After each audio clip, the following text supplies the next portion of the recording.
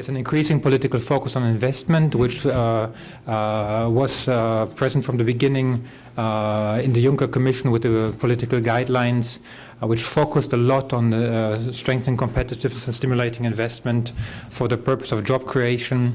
A whole series of areas were mentioned, including infrastructure, education, digitalization, and many other fields we discussed this morning. Promotion of the right regulatory environment and climate of entrepreneurship and job creation, support to SMEs. And this is reflected in a number of political documents, or in all political documents and actions and activities since then, including in the broader macroeconomic or economic priorities, which are laid down in the so-called annual growth survey in autumn of every year, which is the starting point of the European semester. And those have confirmed the three major priorities already valid the year before, but the first one, to boost investment, through a couple of measures which we will discuss. The second one, to pursue structural reforms to modernize our economies. And we have discussed and heard this morning that those two go together and have to go together. And the third one, responsible fiscal policy. In this context, I would also like to mention that there has been, under the new programming period for the structural funds, an increased orientation to these political priorities, and that's, as we heard again this morning, an ongoing discussion with a midterm review, which we will go through soon, of the multi-annual financial framework and the discussion also on the interlinkage and synergies between these different tools. And this implies a close linkage with the European semester process of economic policy coordination. So the three key priorities of the investment plan, Juncker plan, as it was discussed this morning, is in principle to mobilize resources, to support the real economy, as second and third, to tackle remaining barriers to investment. And I would like to say a couple of words on the background of, around those three major pillars of the plan, and then go to a couple of practical tools and policy actions and financial instruments that support those. So it was discussed this morning that one of the key issues is the investment gap in the European Union. We are comparing here the evolution of EU and US gross fixed capital formation in manufacturing sectors before and after the crisis. And you do see that there's a disconnect after the crisis between the two lines, the red one for the US and the blue one for the EU. That's the famous investment gap we are talking about. And this investment gap, as was mentioned this morning, holds across the EU, it holds across countries, it holds across sectors. It holds for the Netherlands as well as for Romania, with different priorities to tackle and different problems to address maybe. But it is a common, let's say, common feature of the current situation, the challenges we are facing. There's a long list of other challenges which go down, which go together with this. We have heard already this morning that this happens despite the fact that savings are high, that institutional actors, funds in many member states do have a lot of funds for investment, that returns are outside the European Union, or risks outside the European Union, returns have probably decreased or risks increased, and yet we find it difficult, and in all member states it is being found difficult to mobilize those resources for productive investment and for local, regional or national investment in manufacturing or other sectors. This one was here taken as an example. I move from here to the second point, which I want to describe with a slogan: matching demands, if you want, supporting the real economy. What do I mean by this? I mean by this to reply to the needs, to the demands at sectoral level on issues we have heard, support to SMEs, the various sectors: health, education, environment, digital infrastructure, energy, transport or innovation. and also to support at regional level countries, all regions in need of financing. So we do have this slide is taken from a joint presentation by the EIB, EIF, and the Commission. The figures were mentioned already a couple of times today. 54 projects in the pipeline, 76 billion committed, and most member states having developed projects. We heard Lithuania and Latvia have some in the pipeline too. Romania, they are being developed in Romania. Why do I want to show this slide and mention this as a second big challenge? Because we have to reply to specific challenges to SMEs to secure financing, access to financing, and we have to ensure that, let's say, there's effective uptake in all member states. Also, you see here that in particular Romania is on that map, and as it's included in presentations for the time being, still a white spot on the map.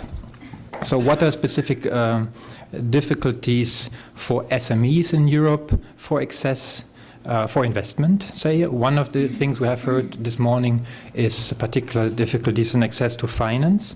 That's true, but this access to finance, let's say, is probably not the whole of the story, and we have heard that there are a lot of other challenges SMEs are facing, which are interlinked.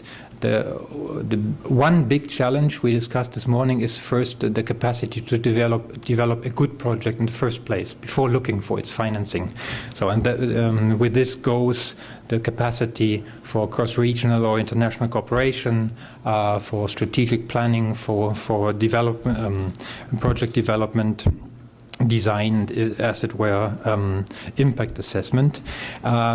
SMEs also do face a number of other challenges which are related to innovation and R&D capacity, which is more difficult for them to support the finance, digitalization, attracting and retaining skilled workers, which are key to competitiveness, again, as we have heard this morning, and also with regard to the integration in European and global value chain, single market integration and internationalization. We have heard again that the figure of Romanian companies involved in external trade is low, relatively low, and has to be brought up, although export performance is positive and strongly improving. But this again is not a specific challenge to Romania. It's equally a challenge to French SMEs, which are equally, let's say, not very well presented in number when it comes to export performance.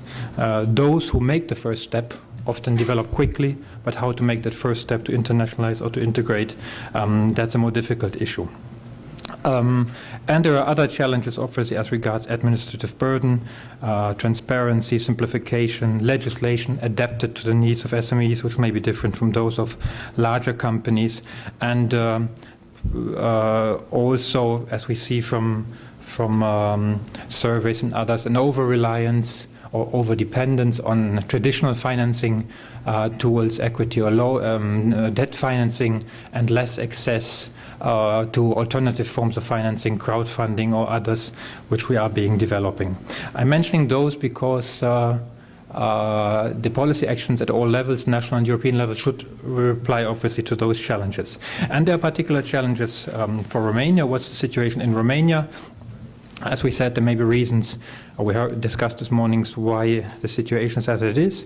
Now, as the Commissioner stated in her speech this morning, the first message on Romania is a positive one, namely one of positive development, of positive export performance, macroeconomic stabilization, and a positive economic outlook, and export performance, thriving ICT sector, and supportive ICT infrastructures overall. And on top of that, according to our indicators, number one in the European Union in terms of entrepreneurial spirit and the potential, if I may say so, for entrepreneurship. So therefore, the Commissioner mentioned it in our papers, Romania is being quoted as maybe the key candidate, or one of the major the key candidate for Europe's major hub for startups. Obviously, the funds that are there And now we come to the problematic side. I have mentioned this before, as it is a quote from the European Semester Country Report.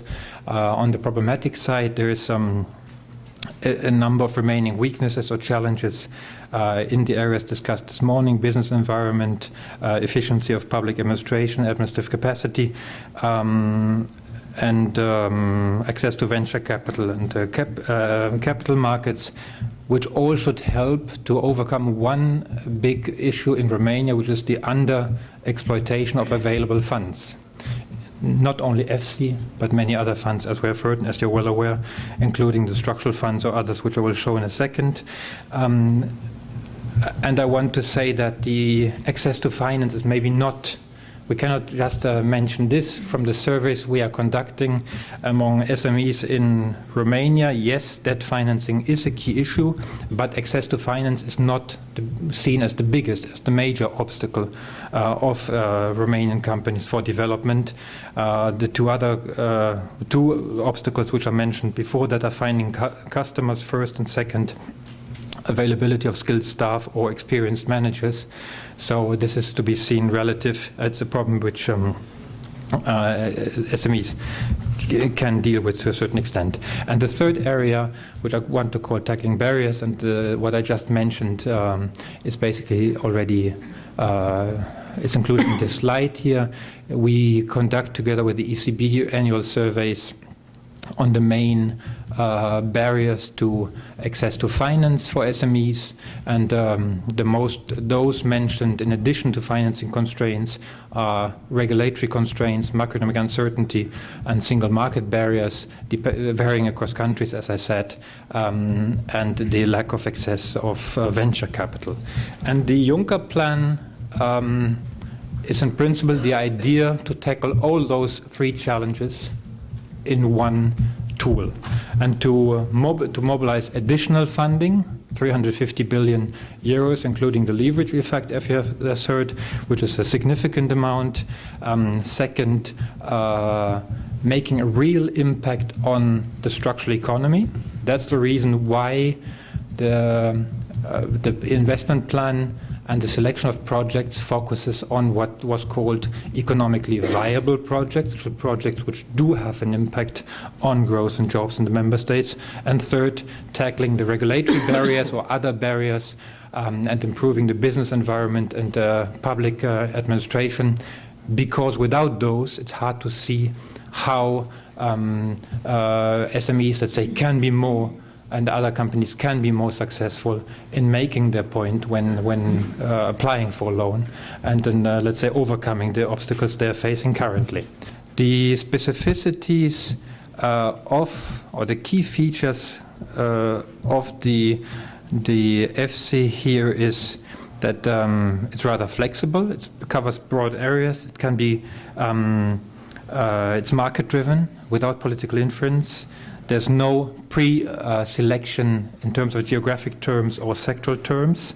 Economic viability, additionality was mentioned, and projects can be pooled across themes or across regions. So SMEs with small projects can pool together to make a joint proposals under, let's say, when supported by a number of promoters. And as was mentioned also, by definition, this tool has a focus on SMEs. Second issue, and this is something you will find in this flyer and on the website, which I will mention in a second.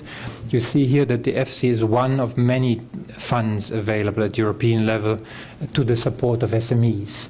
And this table gives you an overview. I will not be able to let's say, go through it in detail here.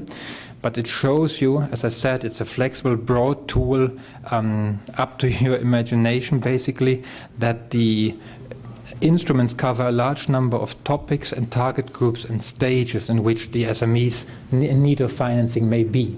So the first question, first line, the so-called easy financial instrument for social change and innovation, relates to a question earlier this morning on microfinance. How can a young startup or entrepreneur or a solo entrepreneur get financing. You do have specific tools of microfinance which are addressed to micro enterprises only. And this tool also covers social enterprises who otherwise may have difficulties to get access to funding. Our DG deals with another tool which is called COSME, a financial instrument for competitiveness and SMEs, which basically provides loan guarantees to micro companies or SMEs, or equity financing through the expansion stage of SMEs. You have a specific program on Creative Europe, and maybe, I don't know whether that covers media activities, but which relates to cultural and creative sector activities and finances those. You do have one under Horizon 2020, the research program, similar to the one for COSME, which funds independently of the size of the company, specific activities focused on research and innovation and startups. And you do have, going down the list, the big funds, not only the EFSI, which will be discussed in a second in more detail, but also the structural funds and others.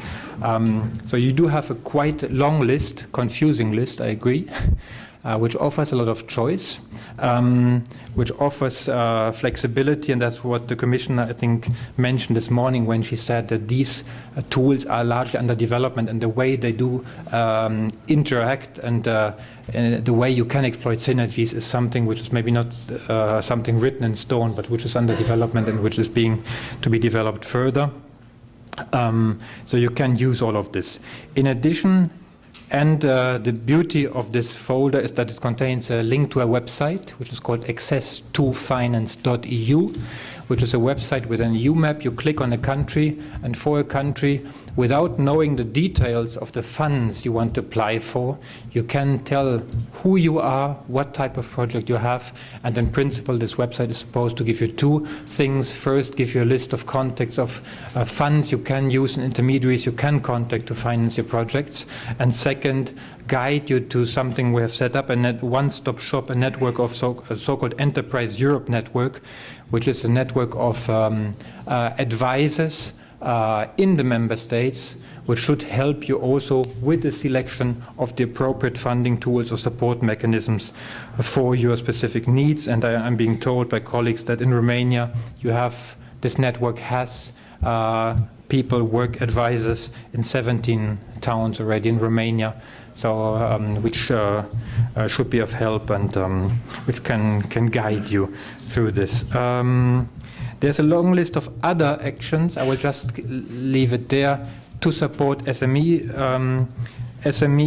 If it's not only linked to financing, we do have guidance on development of business angel activities and how SMEs could make use of business angels either for financing or for support with the, let's say, setting up a business plan, the first step to develop a good project.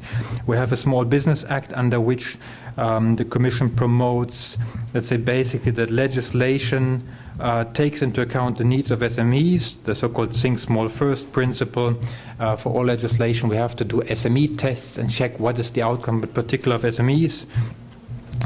We do have actions to deepen the single market and force single market integration and open up, let's say, chances in the single market also for SMEs, their information tools, etc. How they can make use of those, and in many other areas I can't go in now. So I wanted to draw your attention, let's say, to this web tool and hope that it's of use. I know, and the colleagues probably will show this, that under EFSI there are more specific similar tools, guidance tools developed, which help you more specifically for access to information on the use of EFSI. Before, what I forgot to say, but when I presented the slide with the intermediaries and the setup, how we mobilize resources, those funds are always implemented in a way that you can apply in your home country. You don't have to go to Brussels, you don't have to need to know necessarily the specificities of the programs as such. There are help structures there which should guide you, as we said, and to make efficient use. This brings us back to the discussion this morning. As was said already,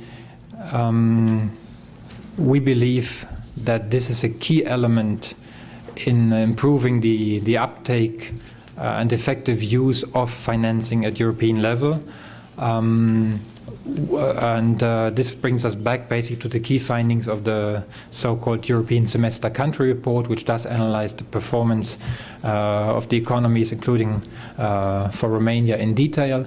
And that report stressed that the issues to be tackled in Romania, they are those mentioned this morning: improve the business environment, efficient services, e-government, development of priority sectors according to the National Development Plan, etc. Transpose the new Public Procurement Directive and continue the public procurement reform, as this will also help, let's say, or strengthen or promote possible public-private partnerships, as we discussed, and overall increase funds absorption. Improve administrative capacity, legislative predictability, and strategic planning of investment projects, and provide support to project preparation and implementation, as this will increase the chances of getting loans and of access to finance, and improve public support for educational programs, entrepreneurship, digital skills, and other key factors of competitiveness. And I'm mentioning those as this is seen as creating key synergies with the financial instruments in place, ensuring the necessary flexibility and take up at member state level. And I leave it there and thank you.